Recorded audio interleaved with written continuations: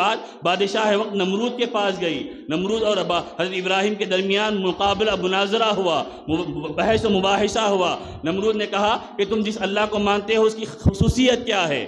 تو حضرت ابراہیم نے کہا میرا اللہ وہ ہے جو انسانوں کو زندگی اور موت دیتا ہے. نمرود نے کہا یہ تو میں بھی کر سکتا ہوں. ایک آدمی کو بلایا، قتل کرا دیا، اور ایک آدمی جو جیل میں تھا قصوروار اس کو آزاد کر دیا، اور یہ کہا کہ میں نے زندگی دے دی. حضرت ابراہیم نے فرمایا کہ تیری عقل وہاں تک نہیں گئی کہ زندگی اور موت کا مطلب یہ نہیں ہے کہ مارنا اور ختم کرنا. زندگی اور موت کا مطلب یہ ہے کہ جو نہیں تھا اس کو وجود میں لانا، اور جو تھا اس کی روح کو قبض کر لینا. یہ اللہ کے اختیار میں ہے، لیکن تو نہیں سمجھے گا. لہذا میرا اللہ وہ ہے جو مشرق سے سورج کو نکالتا ہے اور مغرب میں سورج کو ڈباتا ہے، غروب کرتا ہے. اگر تو واقعی وہ قدرت رکھتا ہے تو کر کے دکھا. فبہت الذی کفر، کافر جو بادشاہ وقت نمرود تھا وہ ہکا بکا رہ گیا، ناکام رہ گیا، اس لیے کہ اس کے اختیار میں نہیں تھا کہ سورج کو مشرق سے نکالنا اور مغرب میں غروب کرنا. یہ تو اللہ کرتا ہے. اب کوئی موقع نہیں رہا. بادشاہ نے دیکھا اگر ابراہیم کو چھوڑ دیا جائے تو میری قوم کہیں گمراہ نہ ہو جائے، اور مجھ کو جو بادشاہ کے ساتھ مجھ کو رب مانا جاتا ہے وہ کہیں ختم نہ ہو جائے. لوگوں نے، بادشاہ نے فیصلہ کیا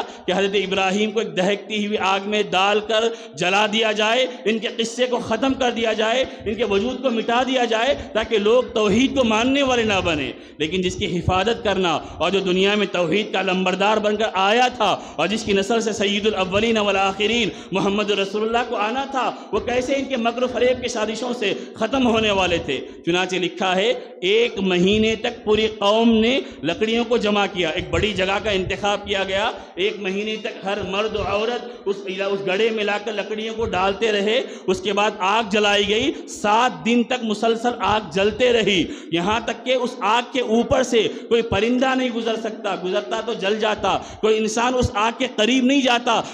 جاتا تو بھسم ہو جاتا، جل جاتا. جب آگ اتنے شعلے بھڑکانے لگی اور اتنی اس کے شعلے بھڑکنے لگے، اب حضرت ابراہیم کو ڈالنے کا فیصلہ کیا گیا. 7 دن حضرت ابراہیم اس آگ میں رہے. اللہ نے آگ کو حکم کر کے کہا قلنا یا نار کونی بردا وسلاما علی ابراہیم، اے آگ میرے ابراہیم پر ٹھنڈی اور سلامتی کا ذریعہ بن جا. صرف ٹھنڈی نہیں، صرف ٹھنڈی ہوتی تو وہ بھی تکلیف کا ذریعہ بنتی. ٹھنڈک کے ساتھ ایسی ٹھنڈک جس میں سلامتی ہو.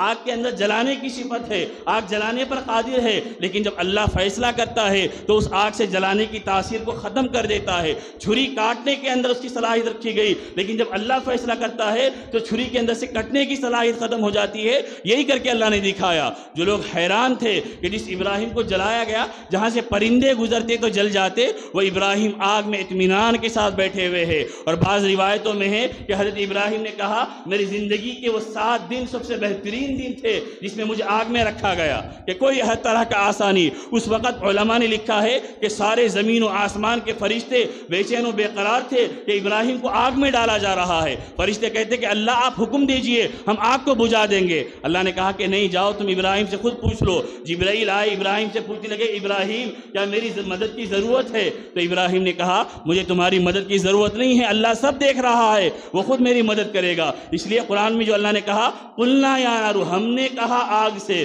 یعنی اللہ نے کسی کو درمیان میں واسطہ بھی نہیں بنایا، کسی فرشتے کے ذریعے بھی پیغام نہیں پہنچایا. ڈائریکٹ اللہ نے آگ سے کہا کہ اے آگ تو ٹھنڈی ہو جا، سلامتی کا ذریعہ بن جا. جو اللہ کی محبت میں، اللہ کی اطاعت میں، اللہ کے دین پہ قربانیاں دیتے ہیں تو میرے بزرگوں، میرے بھائیوں، اللہ کی مدد ہر طرف سے ان کے ساتھ شامل حال ہوتی ہے.